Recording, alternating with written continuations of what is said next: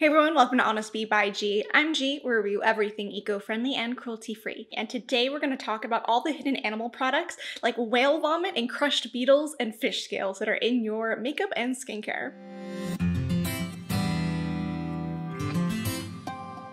One of the confusing concepts about going cruelty-free is that cruelty-free does not always equal vegan. So what makes a product vegan? Any product that's vegan says that it doesn't have any kind of animal products, byproducts, or derivatives in it, whether that's something as simple as beeswax and honey to something like actual animal parts or things like tallow or glycerin. One of the really difficult things about discerning whether an animal product is in your skincare is it's not the typical milk or eggs or meat that you see and say, oh, I know that that's vegan or that's not vegan, because they all have fancy names like ambergris or tallow or glycerin or collagen, keratin, fancy names like this that we're used to thinking are really great skincare supplements or makeup additives, but really they're dead animals. Now, this video is not to shame anyone or say that anyone has to go vegan. It is purely for the education purposes so that you know what these ingredients are, what they mean, how they're obtained, and how you can make conscious decisions going forward. A lot of popular products do contain these ingredients, and I understand if you feel limited or that that's making the market for your products much smaller. That's completely understandable, but it's also important for us to know what's on that ingredients label and what we're putting on our body and how we can do better. So let's start off with beeswax and honey. If you don't see honey or beeswax on the label itself, it could also be under the label Serra alba. And that's one of the points we're also going to make in this video, is that some of these words that you're like, oh, beeswax, I know that comes from a bee, but do you know that Serra alba is also beeswax? One of the reasons people don't really think about beeswax or honey being an issue is the fact that, well, bees make it anyways, they're just kind of leaving it there. And to a degree, okay. But there are also large corporations that just use them for manufacturing purposes. Some of the things that happen to obtain their honey or their beeswax is the fact that the bees are gassed. Think of something like a laughing gas or something when you go to the dentist to calm you down. So the same thing is applied to these bees.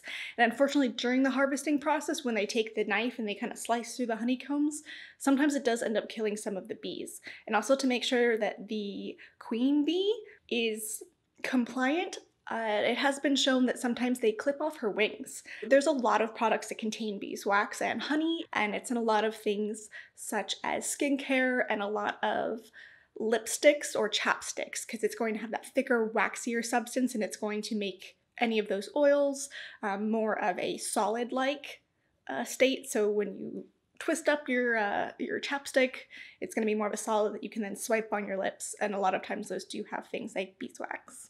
Another term we've all probably heard of but never thought about its origins is the word shellac, which actually comes from a lac bug, and what it is they kind of have this secretion resin-like material, and we harvest it by when they have the secretion in the bark of certain trees, and then we cut off the bark.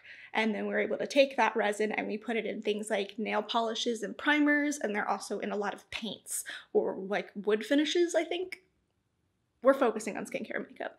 Just like the bees, this is another situation where during this harvest process is when they're cutting the bark, it can end up killing a lot of these female lac bugs. And it could also end up in destroying their population, and it's something that we need to be careful of, and we're making a lot of alternatives, so why? Now, when you think of something like whale vomit, you probably think of how huge it is and also how disgusting it must smell, which is why it's probably even more ironic that this product is mostly used in perfumes. You're spraying whale vomit on yourself. Oh, that is so nasty. A lot of times it does wash up on the shore, it's harvested, it does have a very disgusting smell, but then they dry it out, and believe it or not, it's actually used to help preserve the smell of your perfume, so a long-lasting perfume. So this is most likely going to be in some of your really fancy high-end perfumes. Here's a few examples. Luckily, we are having more awareness about this ingredient, so there are some countries stepping up to the plate like Australia and the US that do have certain conservation acts that do ban the selling and treating of ambergris, but we do have other countries like France as well as the UK that do still partake in the trade and use of this ingredient. Another really popular ingredient in a lot of skincare, lipsticks, and makeup is something called lanolin. And I never knew what lanolin was until I actually found out I was allergic to it. Lanolin is actually the oil that's secreted from wool on sheeps. It's kind of weird that that's on the face. The really tricky thing about finding the ingredient lanolin is they also hide it under all these different terms. Lanolin is kind of like a really greasy, waxy oil that's going to be found in your moisturizers to make it a little thicker, a little more hardy. It's also going to be in some of your lip products that's very common in. So check your lipsticks and check your moisturizer and probably something like your body lotions, anything like that. A lot of times there's lanolin. A beauty trend that is making huge waves right now, but is nothing new, it's been around for centuries upon centuries, is the snail mucin, or snail slime. And this is really popular in skincare right now because of its amazing anti-aging properties, but it's snail slime on your face. This is kind of like the beeswax where people say, you know, they're making it anyways, and some of these farms do it in ethical ways. I'm going to attach a link in the description. There's a YouTube video of this one man where they have the snails eat for like 14 months and feed them on this giant farm.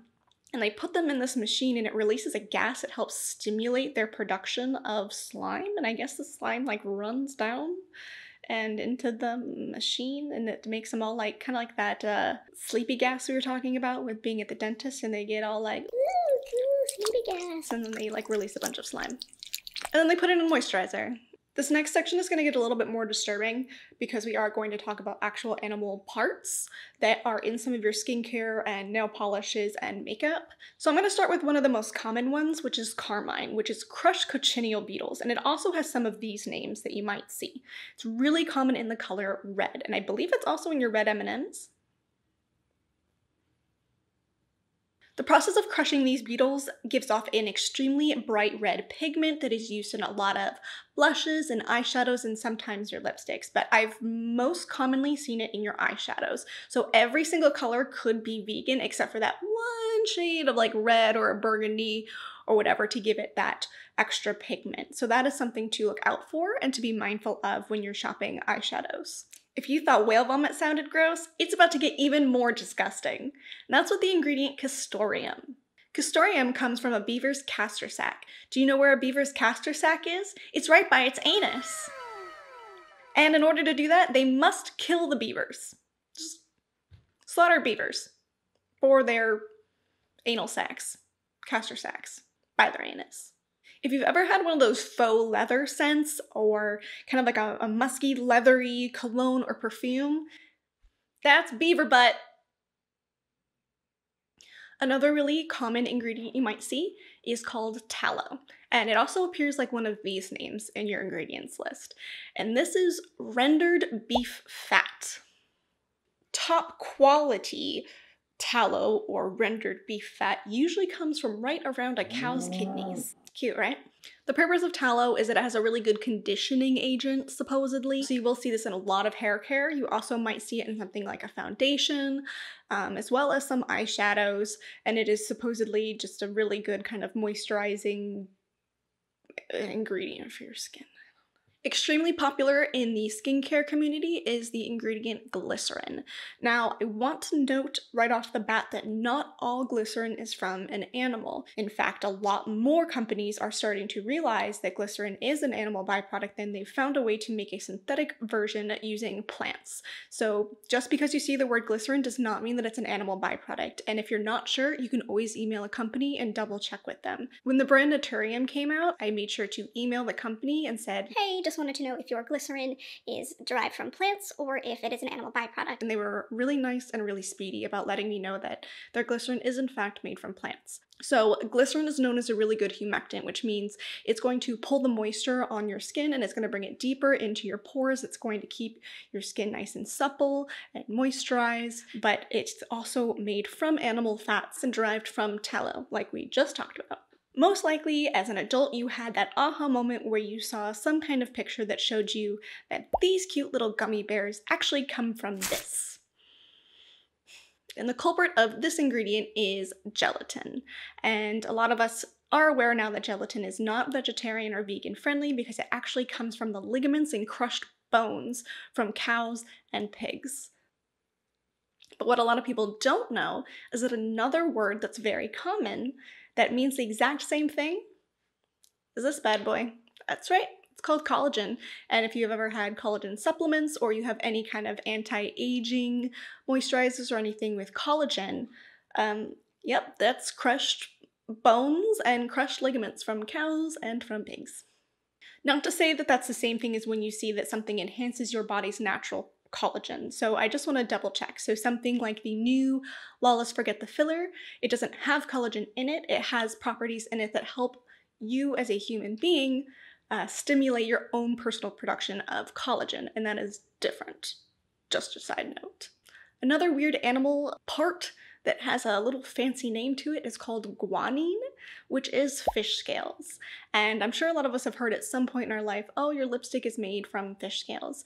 That's this ingredient right here, guanine. So the purpose of guanine, or fish scales, is that they have an iridescent color, which helps give your eyeshadows, your nail polish, or your lipstick that extra little oomph and different kind of multi-level shine. And I'm going to ruin your childhood in 3, 2, 1, boom! That's what it is, those fish scales right there, where he had to tear them off and share them with his friends. But no, instead, you took all of his scales and put it on your lips and your eyes. Another one we've been hearing so much about is squalene. Squalene comes from the livers of sharks, which does mean that the shark has to be harvested and killed, cut open, and its liver excreted for this oil.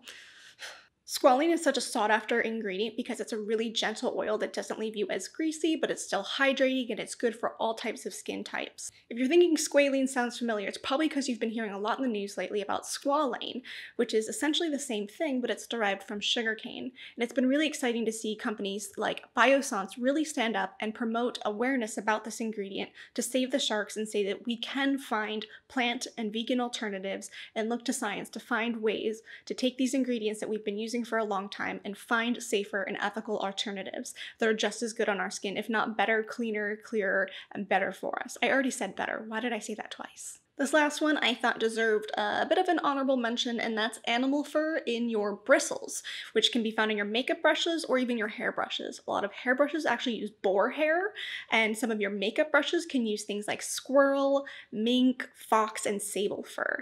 And a lot of these companies say, oh, it's ethically sourced, like we just like brush the animals. No! That's not true. It's not true at all. The way that they're getting this fur is from fur factories where they're put in little tiny cages and then they're slaughtered for their fur, and that's how they make some of these brushes.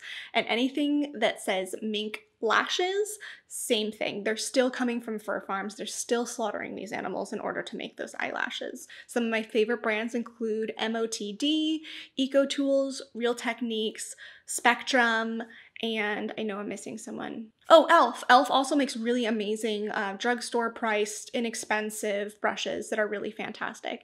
I thought that that deserved at least an honorable mention because it is still a product that animals are being killed for in the use of our beauty products. Even though I'm making funny faces and saying this in a joking tone, I do think it's important for us all to know what ingredients that we're using. And as consumers, I think it's really important for us, if we want change, if we want a kinder lifestyle, if we want more sustainability, we want less animal cruelty, it's going to take extra steps as a consumer to understand what's going on behind the scenes. So that's really the purpose of this video, and it's not to say that you can't use any of these products or that if you use beeswax, you're an awful person, nothing like that. It's all about raising awareness on what you're putting into your body, into your skin, and how we can push the needle towards a more friendly lifestyle. It's been really amazing to see some of these companies like Biossance step up and say, hey, we can make a synthetic version, or we can make a version using plants that's even more effective, that doesn't cause as many irritations, and works just as well, if not better. So it's kind of a win-win for everyone. So guys, if you enjoyed this, make sure that you leave a like and make sure that you subscribe to my channel. I really appreciate it. It means a lot when you guys do that. And if you want to know whenever I'm releasing a new video, because I've been super inconsistent lately, make sure that you ring the bell as well so that you're notified when I release a new video. I really appreciate it, guys. We have a lot more interesting content coming up. The industry is changing like crazy right now, which is good for animals, but it's bad for content creating because everything is just, ooh. Thank you for watching. Read your ingredient labels. Hope you learned something. See you later. Bye.